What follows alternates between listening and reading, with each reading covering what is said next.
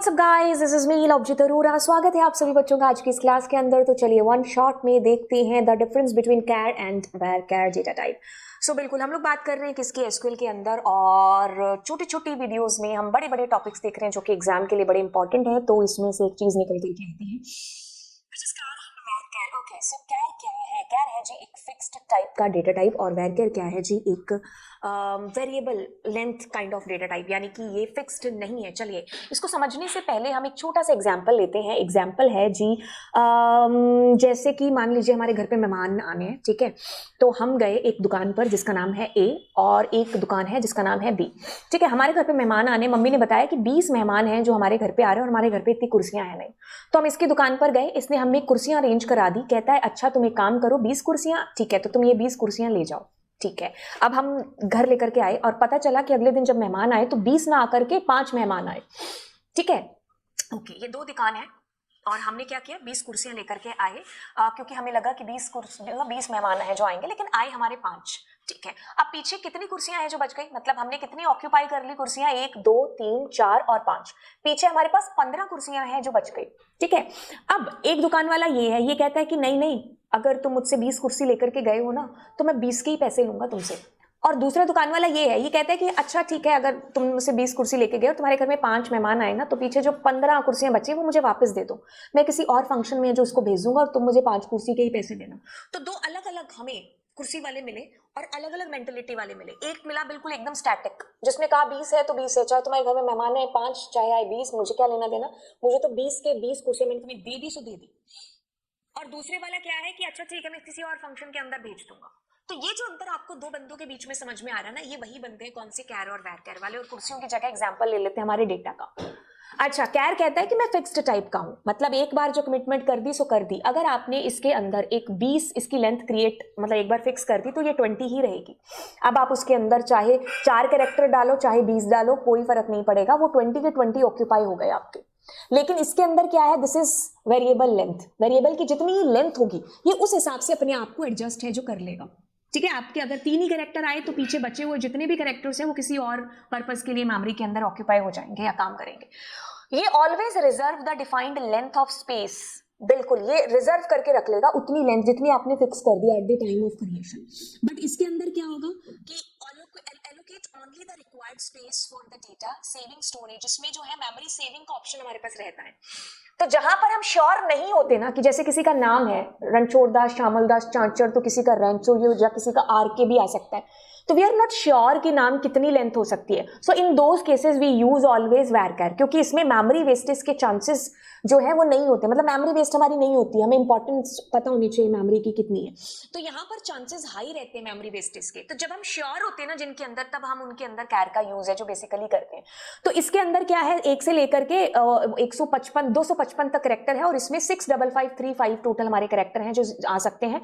अब ये कहता है कि इसी वजह से, क्योंकि तो ये फास्ट है, इसको बदलना नहीं पड़ता, once it's created no need to change, it's static, that is the main reason कि ये फास्ट है, ठीक है। लेकिन यहां पर बार बार बदलना पड़ता है due to its dynamic nature, इसकी वजह से ये स्लोअर भी है, इसमें ऑपरेशन काम करना स्लो भी है। ये एक फायदा भी है कैर को यूज करने का। एक बच्चा पूछता है क्लास में कि मैम varchar के इतने फायदे, तो कैर को क्यों यूज कर रहे हैं? The reason is this, it's work faster as comparatively to varchar। The reason is this only कि ये नेचर में फिक्स्ड टाइप का है, इसका जो नेचर है विच इज डायनामिक, वेरिएबल की लेंथ के अकॉर्डिंग चेंज हो जाता है। अब ये कहते हैं कि suitable for storing fixed length of data, जैसे फोन नंबर है, पोस्टल कोड है जो कि फिक्स है, 10 डिजिट का आएगा तो 10 ही डिजिट का फोन नंबर है, पोस्टल कोड है तो वो उतनी डिजिट का है, तो उस केसेस में हम इनको यूज कर लेते हैं कैर को। बट जहां पर हम श्योर नहीं होते हैं, जैसे मैंने कहा ना, किसी का नाम कितना बड़ा भी हो सकता है, तिरुवनंतपुरम कोई सिटी हो सकती है या कोई कोटा हो सकता है, तो ऐसे केसेस में हम इनका यूज करते हैं। Suitable for storing variable length data like names, addresses etcetera.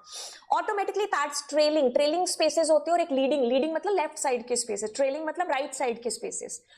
To meet the defined length, मतलब इसमें जो आपके स्पेस आपने एक बार जो फिक्स कर दिए सो फिक्स कर दिए, बट इसमें जो है ना does not pad trailing spaces, fix करके नहीं रखता है आपके राइट साइड के स्पेसेस को। लेफ्ट साइड आपका यूज कर लिया जितना आया, जैसे नाम था आर के, आपने डिक्लेरेशन के टाइम पर 20 लगा दिया, तो पीछे जो 18 है वो किसी और पर्पस के लिए यूज है जो हो जाएंगे, तो आप इसको ऐसे डिक्लेयर है जो करते हो। इसमें एग्जैक्टली 10 कैरेक्टर आए या ना आए इट्स ओके, तो इसने एकदम फिक्स है जो कर लिया। अब यहां पर अगर मैं 10 करती हूं तो इट्स ओके, आप अगर 2 अक्षर का भी नाम लिखते हो तो पीछे 8 है जो वो उसमें मेमोरी वेस्ट नहीं है जो होगी, ठीक है। Less efficient if data is shorter than the defined length. कम अगर हमारा डेटा है, जैसे मैंने डिफाइन कर दिया 20 और आ रहे हैं 2 कैरेक्टर, तो हम इसको यूज प्रेफर नहीं करें, ठीक है। लेकिन बजाय कि हम इसको प्रेफर कर सकते हैं उस टाइम पर। ओके, अब हम इनको थोड़ा सा और प्रैक्टिकली देख लेते हैं। जैसे मान लीजिए मैं एक टेबल क्रिएट करती हूँ, क्रिएट टेबल, और मैंने यहाँ पर यूजर 5 करके एक टेबल क्रिएट कर ली।